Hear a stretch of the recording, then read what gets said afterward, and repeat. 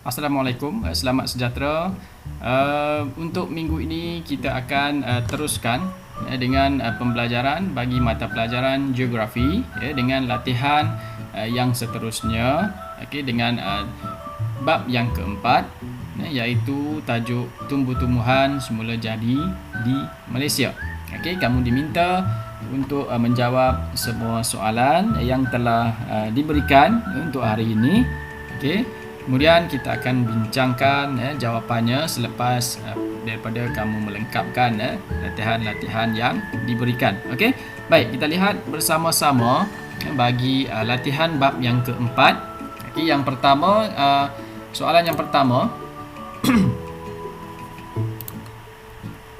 Yang pertama kamu akan lihat kepada gambar rajah yang telah diberikan, iaitu jenis dan juga taburan tumbuh-tumbuhan semula jadi di Malaysia. Kamu perlu namakan tumbuh-tumbuhan semula jadi di Malaysia berdasarkan kepada gambar rajah yang ada yang telah diberikan di bawah ini. Gambar rajah A, B, C dan juga D, iaitu tumbuh-tumbuhan semula jadi yang terdapat di Malaysia. Kemudian yang kedua, iaitu kamu perlu melengkapkan pernyataan di bawah dengan ciri dan juga taburan tumbuh-tumbuhan semula jadi di Malaysia.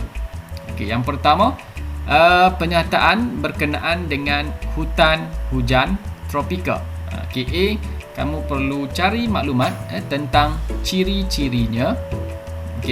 Kemudian B, berkenaan dengan taburan. Kemudian bagi hutan paya air masin, yang pertama kamu cari maklumat tentang ciri-cirinya dan juga taburan. Sama juga dengan hutan paya air tawar, iaitu berkenaan dengan ciri-ciri dan juga taburan ataupun kedudukan. Kemudian bagi hutan gunung, apakah ciri-ciri bagi hutan gunung dan di mana kedudukannya. Hutan pantai, sama juga ciri dan juga taburan. Manakala yang seterusnya berkaitan dengan faktor yang mempengaruhi jenis dan taburan tumbuh-tumbuhan semula jadi di Malaysia.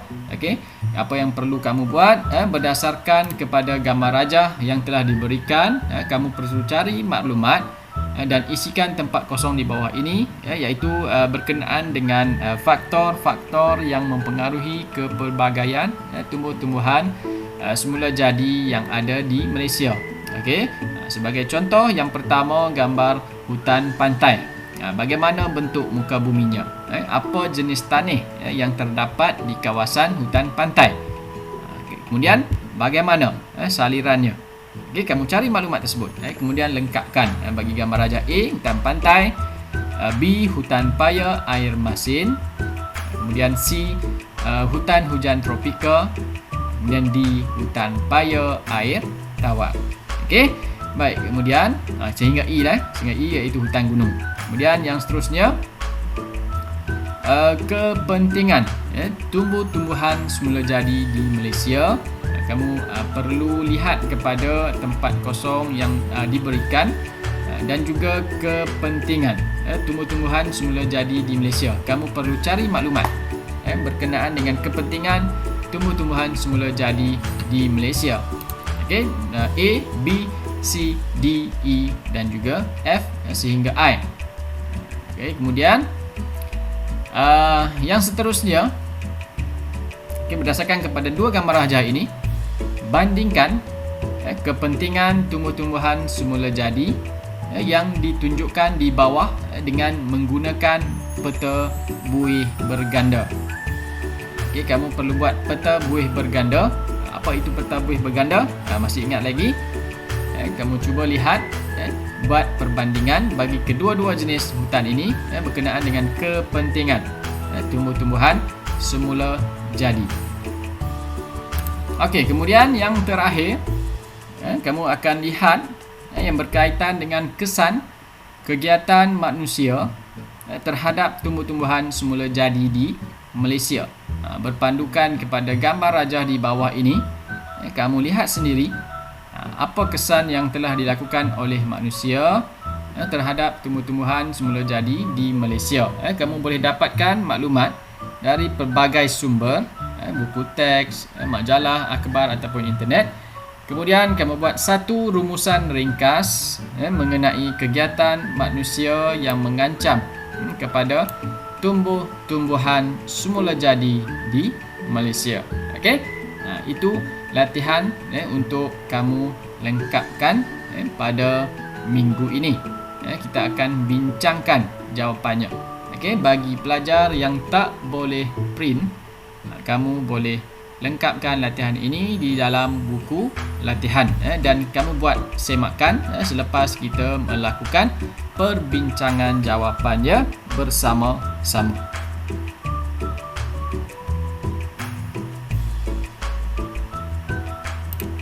Okey, baik, kita kembali untuk kita bincangkan jawapan. Kamu buat semakan berdasarkan kepada perbincangan kita lakukan sekarang.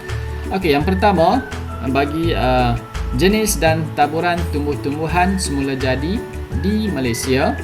Okey, bagi soalan yang pertama, 1A yang merujuk kepada hutan hujan tropika, kemudian hutan gunung, hutan pantai, dan juga hutan paya. Kemudian nombor 2, soalan nombor 2 yang berkaitan dengan hutan hujan tropika. Ciri-cirinya adalah sepanjang tahun, lebar, lurus, banir dan juga keras. Dan taburannya pula di kawasan pedalaman Sabah, pedalaman Sarawak dan juga bahagian tengah semenanjung Malaysia. Kemudian yang kedua, bagi hutan paya air masin, ciri-cirinya adalah pinggir laut, ombak, kemudian ditenggelami dan juga ceracak. Kemudian B, pantai Kuala Selangor, kemudian Larut Matang dan juga Delta Labuk Sugut. Kemudian yang seterusnya, bagi hutan paya air tawar, ciri-cirinya ialah pedalaman, buruk, kemudian jenis tanahnya gambut, renek dan juga kanopi. Bagi taburannya pula, Delta Rajang, sungai sekitar Sungai Bernam, sekitar Tasik Chini dan sekitar muara Sungai Perak. Kemudian hutan gunung, ciri-cirinya tinggi, kemudian 1200 meter ketinggian dan juga jarang, manakala taburannya adalah banjaran Titiwangsa, banjaran Kroke dan juga banjaran Tahan. Manakala hutan pantai, ciri-cirinya baik, berpasir, kemudian angin dan juga jarak. Taburannya pula Desaru Johor, Pulau Sipadan Sabah dan Pantai Tanjung Ru, Pulau Langkawi. Pantai Tanjung Ru dan juga Pulau Langkawi. Kemudian bagi soalan yang seterusnya yang berkaitan dengan faktor. Kita lihat balik soalan.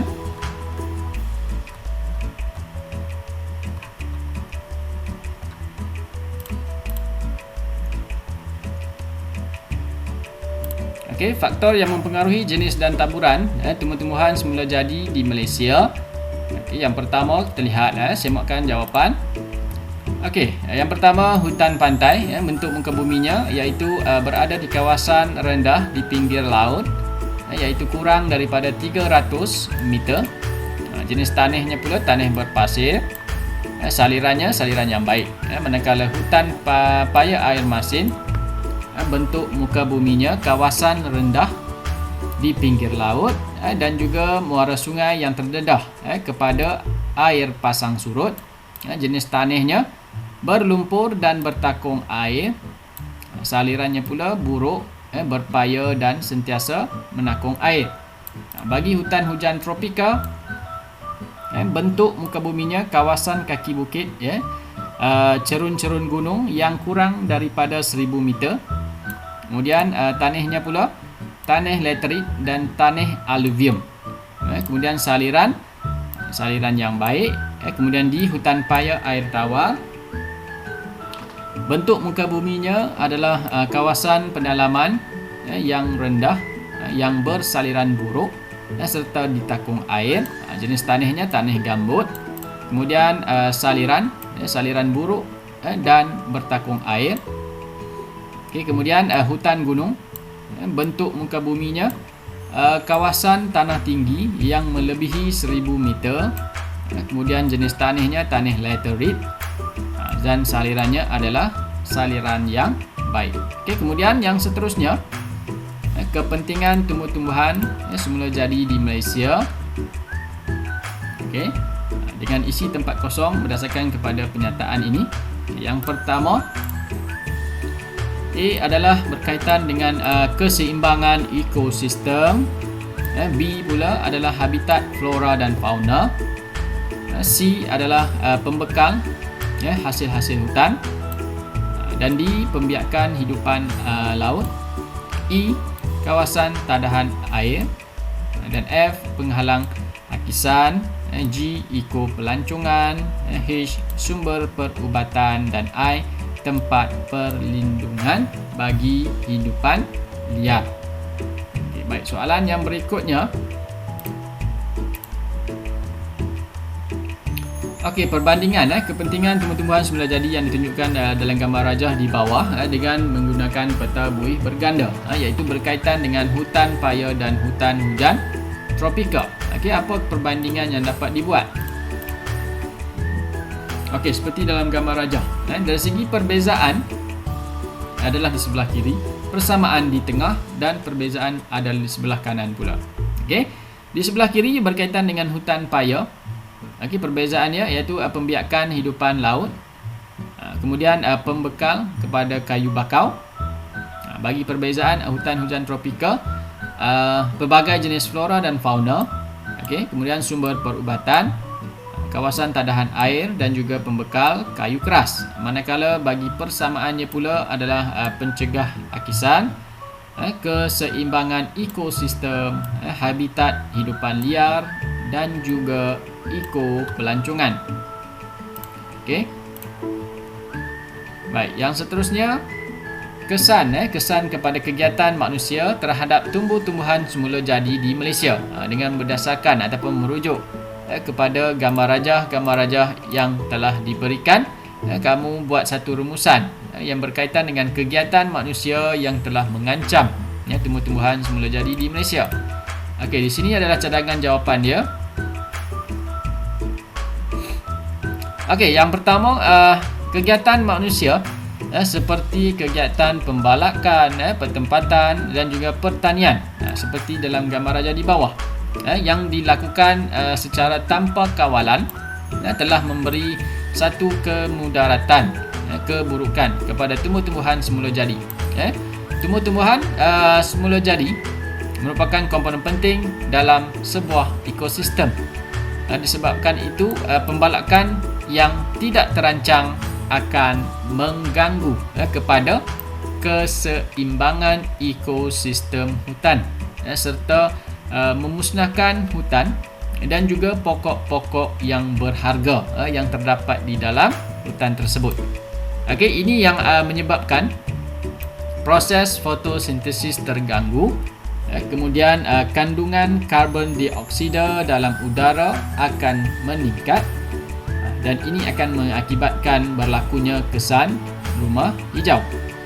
Selain daripada itu, penebangan hutan paya bakau akan menyebabkan kawasan pinggir laut akan semakin terhakis.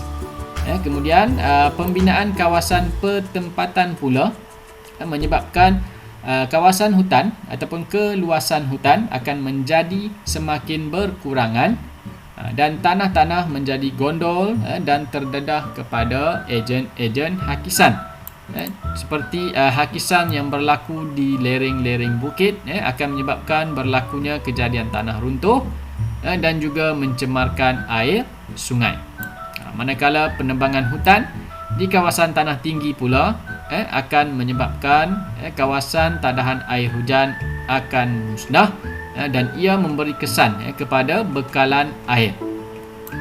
Manakala bagi kegiatan pertanian menyebabkan tanah hilang kesuburan dan ditumbuhi belukar yang tidak berharga. Selain itu juga tanah juga menjadi tandus dan terdedah kepada hakisan air hujan. Secara kesimpulannya, kita sebagai rakyat Malaysia perlulah mengambil langkah-langkah untuk memelihara tumbuh-tumbuhan semula jadi di Malaysia bagi kepentingan sejagat pada masa hadapan. Okey, ini adalah satu contoh jawapanlah, rumusan sebagai rujukan kepada kamu. Jika ada jawapan yang lain, kamu boleh terus menulis, kemudian kita akan semak bersama-samanya nanti. Okey, baik, terima kasih.